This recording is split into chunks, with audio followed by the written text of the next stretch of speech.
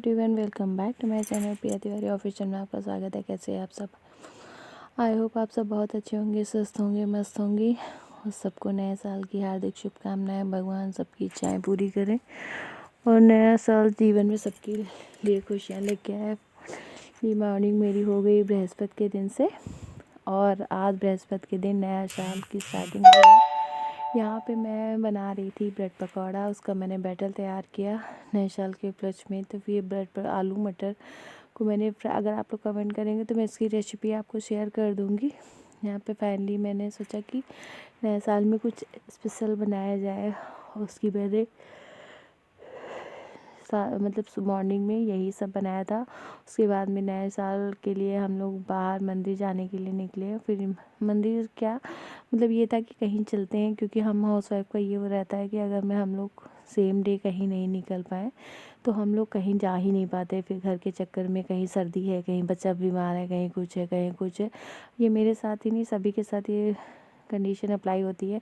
तो इस वजह से मैंने सोचा कि अगर डे के डे निकल जाएंगे तो निकल जाएंगे, नहीं तो अदरवाइज़ हम लोग सेम डे भी कहीं नहीं जा पाएंगे। तो इस वजह से ये रहा कि हम लोगों ने सोचा कि कहीं भी निकलते हैं, फिलहाल घर से निकलते हैं नए साल वाले दिन।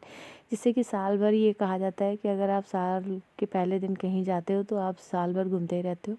या ये लखनऊ में जो लोग रहते हैं तो उन्हें पता होगा कि ये किस साइड का एरिया है। यहाँ पे इतना ज़्यादा जाम लगा हुआ, तो हम लोग कहीं और जा रहे थे। फिर ये हुआ कि चलो वहाँ से रिटर्न हो ले, क्योंकि हम लोगों को 1 घंटे से ज़्यादा हो गया था बाइक पे चलते चलते। लेकिन हम लोगों को जाना था वहाँ पे, हम लोग नहीं पहुँच पाए क्योंकि शाम को ही हम लोग निकले ही थे। फिर साथ में छोटा बच्चा भी था। इतना ट्रैफिक कि हम लोग पूरी ट्रैफिक में इतना परेशान हो गए कि इससे सोच रहे थे कि इससे अच्छा तो आज ना ही आए होते। लेकिन अगर ये बात मैं अपने हस्बैंड के साथ शेयर कर देती तो वो कहते इससे अच्छा तो क्यों आई होती।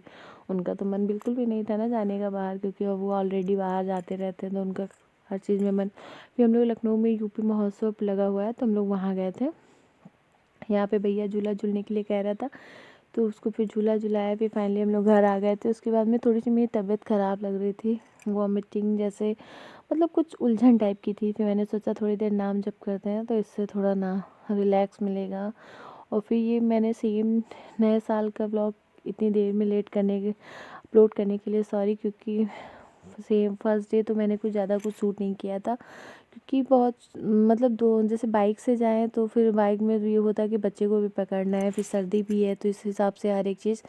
तो मैंने सोचा कि थोड़ा छोटी छोटी क्लिप्स ही मैंने बनाई थी। और फिर ये सेकेंड डे मॉर्निंग का व्लॉग है। मैंने सोचा कि क्या नाश्ते में सेकेंड डे बनाते हैं। फिर हम ये एक हर लेडीज़ के साथ यही दिक्कत रहती है कि हम लोग क्या बनाएं। बस यही सेम मेरे साथ भी था। मैं नहा के पूजा करके कपड़े वपड़े धुल के फैला के आ गई थी। उसके बाद में फिर ये हुआ कि मॉर्निंग में चाय बनाते हैं। फिर मैंने अपने हस्बैंड के लिए चाय बनाई और उनके लिए कुछ नाश्ता। फिर ये हुआ कि नाश्ते में क्या बनाया। ऐसे तो उनको मैं प्याज के पराठे बना देती हूँ, लेकिन उन्हें मतलब मुझे अच्छा लगता था तो मैंने उनकी भी हैबिट डलवा दी कि आप भी प्याज के पराठे खाया करिए, फ़ायदा करेगा। तो इस वजह से मैंने प्याज के पराठे आज नहीं बनाए थे और मैंने फिर बिना शुगर वाली चाय पी। और फिर मैंने मॉर्निंग में डिटॉक्स वाटर पिया था। और अगर आप लोग पूछेंगे तो मैं उसका वीडियो इसका एक वीडियो बना दूँगी कि मैं क्या वेट लॉस के लिए पी रही हूँ। फिर यहाँ पे मैंने जो है कढ़ाई चढ़ा दी थी। मैंने सोचा कि थोड़ा सा चूरा फ्राई कर लेते हैं। ऐसे खाली चाय ना सेहत के लिए नुकसानदायक होती है। अगर आप खाली चाय पीते हो तो ये नुकसान करेगी आपकी बॉडी को। तो इससे तो चाहे आप 2 बिस्किट ही खाएं, लेकिन जो है कुछ ना कुछ चाय के साथ आपको लेना चाहिए। खाली चाय आप लोगों की आंतों को मतलब नुकसान पहुंचाती है, बहुत हार्मफुल होती है। तो इस वजह से मैंने सोचा कि थोड़ा सा चूरा फ्राई कर लेते हैं जीरा डाल के, तो मॉर्निंग में ये अच्छा लगेगा। फिर उसके बाद में मैंने आज मेरे कमरे का इतना नुकसान हो रहा था, वो मैंने एक चीज़ पकड़ी है, वो मैं वीडियो में इनमें आप खुद ही देखिएगा। यहाँ पे मैंने, क्योंकि अभी कोई ज़्यादा लोग उठे नहीं, तो मैंने सिर्फ 2 लोगों के लिए चूरा फ्राई कर लिया था और चाय के साथ खाने के लिए। तो चाय के साथ अगर कोई, मेरा तो नहीं बनता है, अगर चाय के साथ नाश्ता नहीं होता तो मेरा नहीं बनता। तो आप लोगों की या तो टोस्ट हो या बिस्किट दाल मोट कुछ ना कुछ मतलब होना चाहिए, जिससे चाय के लिए ये नहीं कि नहीं मेरे साथ पराठा रोटी ऐसा कुछ नहीं है। बस ये है कि चाय के साथ कुछ ना कुछ खाने के लिए होना चाहिए। यही सेम मेरे साथ भी था।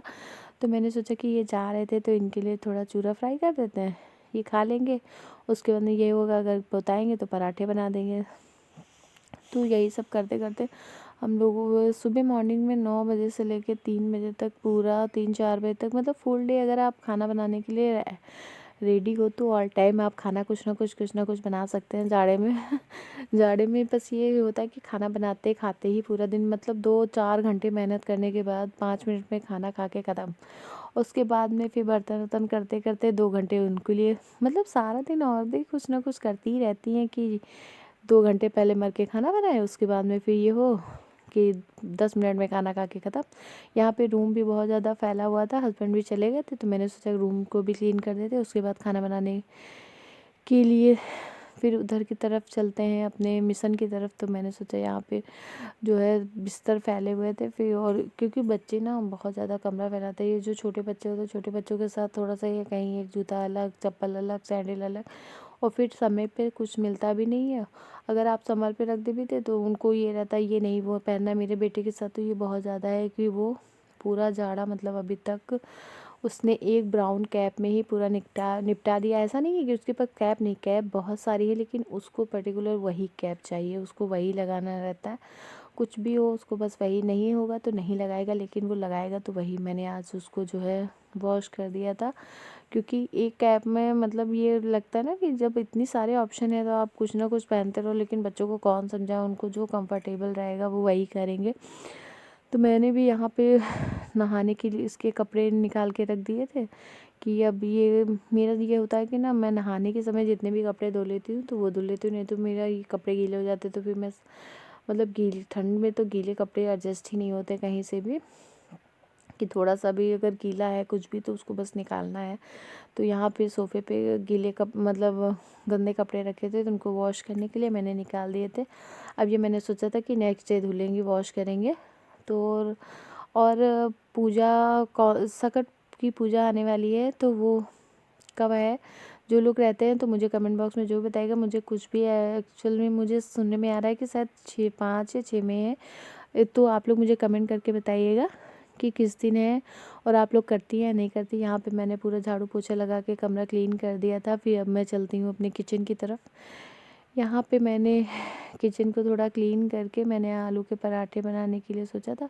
फिर यहाँ आप सोचेंगे आलू के पराठे के साथ मैंने सेम क्यों काटी हुई है, क्योंकि सेम मेरे ससुर जी को शुगर है तो इस वजह से उनके लिए अलग मैंने बनाया था सेम की सब्ज़ी। और सेम की सब्ज़ी पराठा मैंने सोचा था उनको बना दूँगी, क्योंकि सब लोग पराठे खाएंगे, वो अकेले सेम रोटी खाएंगे तो अच्छा नहीं लगता है। तो इस वजह से मैंने लहसुन मिर्ची से और हींग से जो है सेम को छौंक दिया था, हल्की सी हल्दी डाल के, ज़्यादा मतलब तीखा नहीं किया था, क्योंकि तीखा करने से फिर ना मतलब नुकसान ही होता है कि हम वो खा भी नहीं पाते तीखा। मतलब मेरे यहाँ मोस्टली तीखा बहुत कम ही खाया जाता है। तो यहाँ पे मैंने आलू इतने निकाले थे 5 लोगों की क्वांटिटी में। और इसका मैंने एक ब्लॉग भी बनाया शॉर्ट्स में, आप लोग जाके चेक कर लीजिए, या तो कमेंट मैं इसका लिंक प्रोवाइड करा दूँगी कि मतलब ओरिजिनल, तो आप वो देख लीजिएगा। इसकी मैंने पूरी रेसिपी भी उसमें शेयर कर रखी है, क्योंकि देसी स्टाइल में अगर आप आलू पराठा बनाते हैं ऑल टाइम आप फ्राई करके तो कुछ ऑयल तो थोड़ा कम ही अच्छा लगेगा। तो इस वजह से मैंने सोचा कि थोड़ा देसी स्टाइल में बनाते, इसमें आप जीरा भी ऐड कर सकते हैं।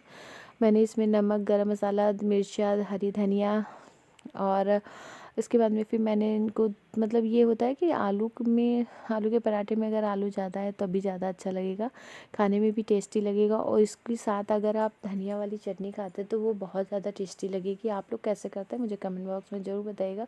हालांकि मैं भी फ्राई करके ही पहले, मतलब कभी फ्राई करके कभी ऐसे बनाती हूँ, लेकिन हमारे घर में सबको जो है मतलब वैसे ही पसंद है, फ्राई करके आलू। वैसे मुझे लगता है कि कभी कभी सादा ऐसे भी खाना चाहिए, क्योंकि ऑल टाइम ऑयली ऑयली भी नहीं अच्छा लगता है, थोड़ा शरीर के लिए भी नुकसान करता है। इस वजह से जो है मैंने ऐसे सिंपल ढंग से बनाया था। और आप लोग कैसे बनाते हैं मुझे कमेंट बॉक्स में ज़रूर बताइएगा। वीडियो अच्छा लगे तो लाइक एंड सब्सक्राइब करिएगा। आप मेरा वीडियो कहाँ से देख रहे हैं ये भी मुझे बताइएगा, क्योंकि जितने लोग लखनऊ में रहते हैं वो लोग भी बताइएगा कि आप लखनऊ में हैं, कहाँ से, कैसे क्या, तो इससे मुझे पता चलेगा कि मेरा वीडियो आप लोग कहाँ से देख रहे हैं। और प्लीज़ अब की बार ना पूरा मेरा 1000 सब्सक्राइबर करा दीजिए, जिससे कि जो है मेरा भी चैनल मोनेटाइज हो जाए। यहाँ पे मैंने बड़े बड़े पराठे बनाए थे, अगर आप बड़े ही छोटे के जैसे आपको सही लगे। वैसे मुझे तो ये ऐसे बड़े बड़े ही अच्छे लगते हैं कि खाने में भी और देखने में भी अच्छे लगते हैं। जैसे आपने बाहर के पराठे खाएंगे तो आपको पता चलता होगा। ये रहा वो शख्स जिसने मेरे कमरे में तह बदल करके रखी है, मैंने उसको पकड़ के रखा था। फिर यहाँ पे मैंने हरी धनिया की चटनी बनाई। इसके लिए मैंने लहसुन, अदरक, मिर्च, अदरक और ये सब मैंने चटनी, क्योंकि पराठे बिना चटनी के अच्छे ही नहीं लगेंगे। यहाँ पे चटनी भी क्लियर, ये देखिए किचन कितना फैला, अभी मैंने आपको दिखाया था कि सब क्लीन क्लीन है। यहीं पे वीडियो को करते हैं, मिलते हैं नेक्स्ट व्लॉग में, तब तक के लिए बाय बाय।